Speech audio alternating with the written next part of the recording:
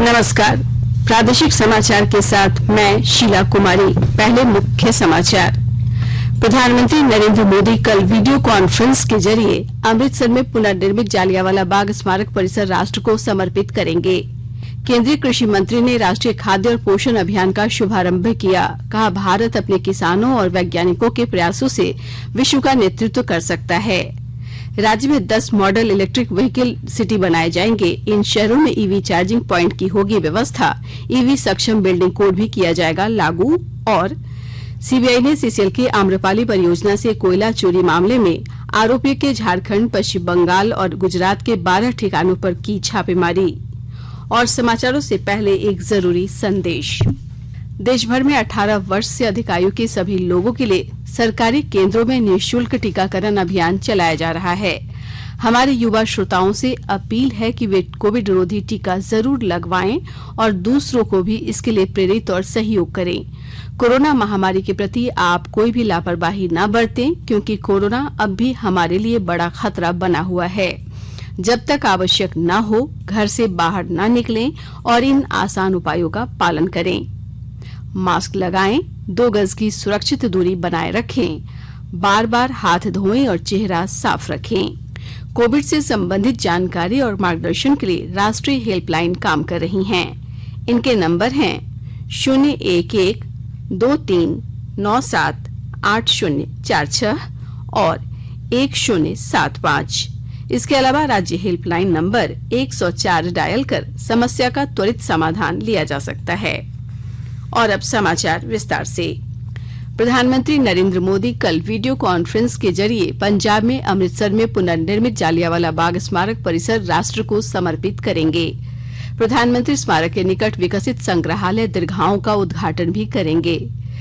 स्मारक के निकट जीर्ण शीर्ण और पूरी तरह इस्तेमाल न किए जा रहे भवनों में 4 संग्रहालय दीर्घाओं का निर्माण किया गया है। परिसर में 13 अप्रैल 1919 की घटनाओं को प्रदर्शित करने के लिए ध्वनि और प्रकाश कार्यक्रम की स्थापना की गई है।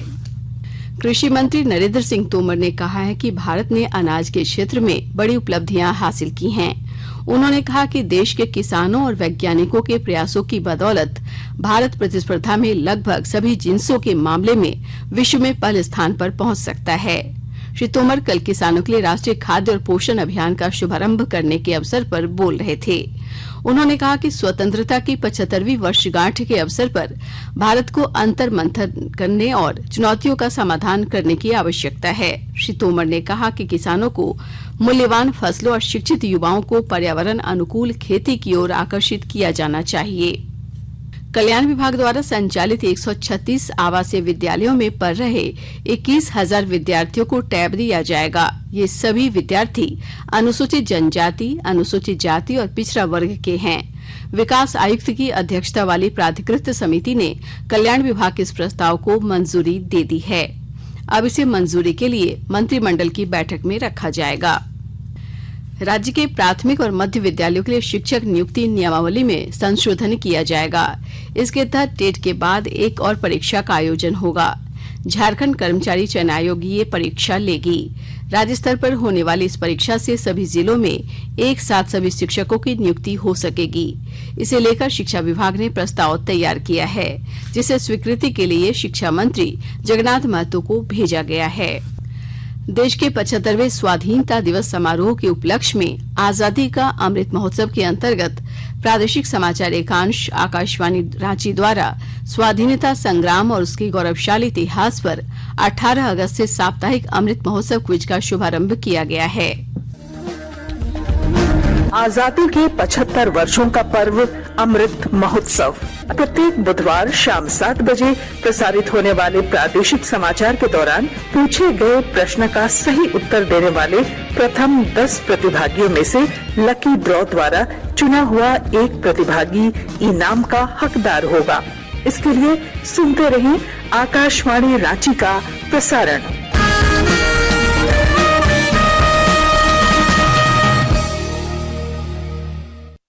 राष्ट्रव्यापी टीकाकरण अभियान के अंतर्गत देश में अब तक 61 करोड़ 22 लाख से अधिक टीके लगाए गए। पिछले 24 घंटों के दौरान 79,48,000 से अधिक का टीकाकरण किया गया। इसी दौरान 44,658 नए कोविड मामलों की पुष्टि हुई। स्वास्थ्य मंत्रालय ने बताया है कि वर्तमान में 3,44,899 रोगियों का इलाज चल रहा है। कल 32,988 रोगी संक्रमण से ठीक हुए। अब तक 3,18,21,000 से अधिक ठीक हो चुके हैं। स्वस्थ होने की दर 97.6% हो गई है। केंद्र सरकार कोविड महामारी के दौरान लोगों की सुविधा के लिए बनाई गई राष्ट्रीय स्तर की हेल्पलाइन नंबर के बारे में लोगों को जागरूक कर रही है। सूचना और प्रसारण मंत्रालय अपने विभिन्न विभागों के माध्यम से इन हेल्पलाइन के बारे में जागरूकता बढ़ा रहा है। विभिन्न हेल्पलाइन नंबर इस प्रकार हैं। कोविड संबंधी सवालों के जवाब देने के लिए स्वास्थ्य और परिवार कल्याण मंत्रालय की हेल्पलाइन है 1075। राज्य हेल्पलाइन नंबर है 104। महिला और बाल विकास मंत्रालय की चाइल्ड हेल्पलाइन है 1098। वरिष्ठ नागरिकों के लिए सामाजिक न्याय और अधिकारिता मंत्रालय की हेल्पलाइन है 14567। मनोवैज्ञानिक सहायता के लिए राष्ट्रीय मानसिक स्वास्थ्य और तंत्रिका विज्ञान संस्थान निम्हांस का नंबर है 0804611007।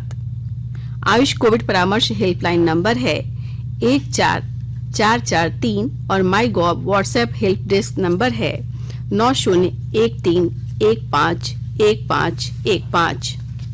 आकाशवाणी के ताजा तरीन समाचारों के लिए आप हमारी वेबसाइट newsonair.com पर लॉग ऑन कर सकते हैं।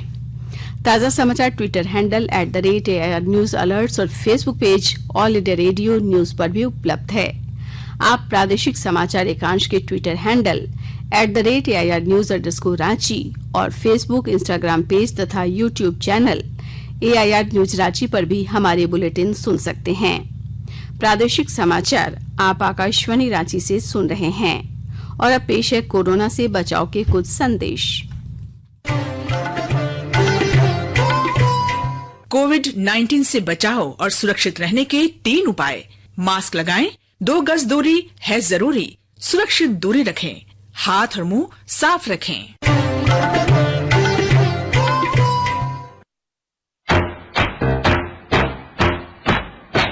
चलो मिलकर इस शुरुआत करें, चलो एक फैसला आज करें। मास्क नहीं तो टोकेंगे, कोरोना को रोकेंगे। चलो इस वादा करते हैं, चलो कुछ वादा करते हैं। मास्क नहीं तो टोकेंगे, कोरोना को रोकेंगे। भारत सरकार द्वारा जनहित में जारी। प्रादेशिक समाचार में आपका फिर से स्वागत है। राज्य में 10 शहर मॉडल इलेक्ट्रिक वाहन सिटी बनाए जाएंगे। इन शहरों में रांची, जमशेदपुर, बोकारो, धनबाद, देवघर, गिरिडीह, रामगढ़, फुसरो, हजारीबाग और डाल्टनगंज शामिल हैं। नई ऑटोमोबाइल और इलेक्ट्रॉनिक वाहन नीति के तहत इन सभी शहरों में ईवी चार्जिंग प्वाइंट और हाइड्रोजन ईंधन की रिफिलिंग की व्यवस्था होगी। वहीं ईवी सक्षम बिल्डिंग कोड भी लागू किया जाएगा। इसके अलावा राज्य सरकार झारखंड में इलेक्ट्रिक वाहन प्लांट स्थापित करने वाली कंपनियों को अनुदान समेत कई और रियायतें देगी। सर्वोच्च न्यायालय में 9 नए न्यायाधीश नियुक्त किए गए हैं। इनमें 3 महिला न्यायाधीश भी शामिल हैं। राष्ट्रपति रामनाथ कोविंद ने इन सभी न्यायाधीशों की नियुक्ति को मंजूरी दे दी है। इस तरह सर्वोच्च न्यायालय में न्यायाधीशों की कुल संख्या 33 हो गई है, जबकि स्वीकृत पदों की संख्या 34 है। अब देश के सबसे बड़े न्यायालय में न्यायाधीश का सिर्फ 1 पद खाली रह जाएगा। केंद्रीय इस्पात और ग्रामीण विकास राज्य मंत्री फग्गन सिंह कुलस्ते ने कहा कि झारखंड को ग्रामीण विकास के लिए हर स्तर पर सहयोग किया जाएगा। रांची दौरे पर आए केंद्रीय मंत्री ने कल राज्य सरकार के अधिकारियों के साथ प्रधानमंत्री आवास योजना ग्रामीण, प्रधानमंत्री ग्राम सड़क योजना, doctor Shyama Prasad Mukherjee urban mission और मनरेगा समेत अन्य योजनाओं की प्रगति की समीक्षा की। इस मौके पर राज्य सरकार की ओर से मनरेगा मजदूरी दर बढ़ाने का आग्रह किया गया। धनबाद पटना गंगा दामोदर एक्सप्रेस और धनबाद पटना इंटरसिटी एक्सप्रेस समेत 56 ट्रेनों में सितंबर के लिए टिकटों की बुकिंग शुरू हो गई है। इन ट्रेनों में सफर के लिए यात्रियों को बढ़ा हुआ किराया देना होगा। इसके साथ हटिया से बोकारो और गोमो होकर पूर्णिया कोर्ट तक जाने वाली कोसी एक्सप्रेस, हटिया से पटना होकर इस्लामपुर जाने वाली एक्सप्रेस ट्रेन, टाटा दानापुर और टाटा थावे एक्सप्रेस में भी अक्टूबर माह के लिए टिकटों का आरक्षण जल्द शुरू होगा। धनबाद जिले के सभी सामुदायिक स्वास्थ्य केंद्रों में फाइलेरिया के मरीजों की पहचान के लिए टीमों का गठन किया गया है। विस्तृत जानकारी दे रहे हैं हमारे धनबाद संवाददाता।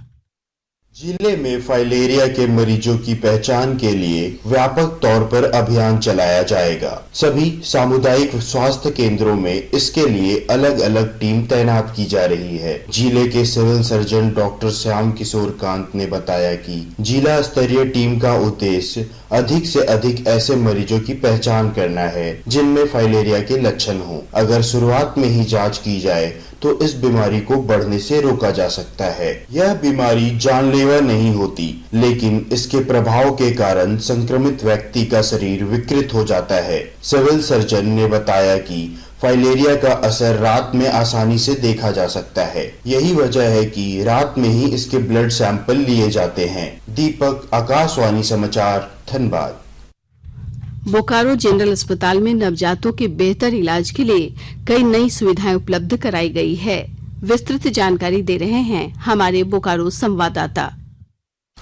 बोकारो जनरल अस्पताल में नवजात शिशुओं के इलाज की सुविधा में बढ़ोतरी की गई है। बोकारो इस्पात संयंत्र द्वारा संचालित बोकारो जनरल अस्पताल में 6 और रेडियंट वार्मर एवं 6 नए LED फोटोथेरेपी मशीन लगाए गए हैं। निर्धारित समय से कुछ दिनों पहले जन्मे और कम वजन के शिशुओं को रेडियंट वार्मर की आवश्यकता होती है ताकि उन्हें आवश्यकता अनुसार निर्धारित तापमान में रखा जा सके। बोकारो जनरल अस्पताल में पहले से मात्र 2 रेडियंट वार्मर ही उपलब्ध थे। इसके अलावा LED फोटोथेरेपी मशीन लगाए जाने से पीलिया से ग्रसित शिशुओं के इलाज में काफी सुविधा होगी। मनोज कुमार, आकाशवाणी समाचार, बोकारो। लातेहार जिले की बालूमाथ थाना पुलिस ने वाहन चेकिंग अभियान के दौरान एक ट्रक से लगभग 600 किलोग्राम अवैध डोडा बरामद किया है। इस सिलसिले में ट्रक के चालक और उपचालक को भी गिरफ्तार कर लिया गया। जिले के पुलिस अधीक्षक को मिली गुप्त सूचना के आधार पर पुलिस ने ये कार्रवाई की। टोक्यो पैरालंपिक में भारतीय टेबल टेनिस खिलाड़ी भाविना बेन पटेल का क्वार्टर फाइनल मुकाबला आज सर्बिया की पेरिकरेकोविक से होगा। वहीं पावर लिफ्टर सकीना खातून 50 किलो वर्ग में फाइनल मैच खेलेंगी। तीरंदाज हरविंदर सिंह और विवेक चिकारा पुरुषों की रिकर्व प्रतियोगिता में आज भाग लेंगे। मिश्रित टीम कंपाउंड पारी में ज्योति, राकेश और श्याम सुंदर भारतीय चुनौती पेश करेंगे, जबकि तीरंदाज राकेश कुमार और श्याम सुंदर स्वामी उसी समय पुरुषों के कंपाउंड एकल ओपन राउंड का मुकाबला खेलेंगे। टीसी टेकचंद आज पुरुषों के शॉटपुट प्रतियोगिता के फाइनल में भारत का प्रतिनिधित्व करेंगे। सीबीआई ने सीसीएल के चतरा स्थित आम्रपाली परियोजना में 83 करोड़ रुपए से ज्यादा की कोयला चोरी मामले में आरोपियों के झारखंड, पश्चिम बंगाल और गुजरात के 12 ठिकानों पर एक साथ छापेमारी की। इस दौरान कोयला हेराफेरी करने से संबंधित कई दस्तावेज भी सीबीआई ने जब्त किए हैं। गौरतलब है कि सीबीआई और सीसीएल की विजिलेंस टीम ने 2019 के अगस्त में आम्रपाली परियोजना का औचक निरीक्षण किया था, जिसमें लगभग 9 लाख मीट्रिक टन कोयले के हेराफेरी की बात सामने आई थी। और अब संक्षिप्त खबरें। राज्य में करीब 1,09,000 लाभार्थियों को कल कोरोना का टीका लगाया गया। इनमें 82,250 लाभार्थियों ने पहली और 26,745 ने दूसरी डोज ली। झारखंड संयुक्त प्रवेश परीक्षा परिषद ने पॉलिटेक्निक प्रवेश परीक्षा के लिए आवेदन की अंतिम तारीख 9 सितंबर कर दी है। प्रवेश परीक्षा 26 सितंबर को होगी। सरायकेला खरसावां जिले में असंगठित क्षेत्र के मजदूरों का ई श्रम पोर्टल पर 31 दिसंबर तक निबंधन होगा। जिला श्रम अधीक्षक ने कहा कि इस सिलसिले में मजदूरों के बीच जागरूकता अभियान चलाया जाएगा। अंत में मुख्य समाचार एक बार फिर। प्रधानमंत्री नरेंद्र मोदी कल वीडियो कॉन्फ्रेंस के जरिए अमृतसर में पुनर्निर्मित जालियांवाला बाग स्मारक परिसर राष्ट्र को समर्पित करेंगे। केंद्रीय कृषि मंत्री ने राष्ट्रीय खाद्य और पोषण अभियान का शुभारंभ किया। कहा, भारत अपने किसानों और वैज्ञानिकों के प्रयासों से विश्व का नेतृत्व कर सकता है। राज्य में 10 मॉडल इलेक्ट्रिक व्हीकल सिटी बनाए जाएंगे। इन शहरों में ईवी चार्जिंग प्वाइंट की होगी व्यवस्था। ईवी सक्षम बिल्डिंग कोड भी किया जाएगा लागू। और सीबीआई ने सीसीएल के आम्रपाली परियोजना से कोयला चोरी मामले में आरोपियों के झारखंड, पश्चिम बंगाल और गुजरात के 12 ठिकानों पर की छापेमारी। इसके साथ ही आकाशवाणी रांची से प्रादेशिक समाचार का ये बुलेटिन समाप्त हुआ। नमस्कार। घर में रहिए, सुरक्षित रहिए और सुनते रहिए आकाशवाणी।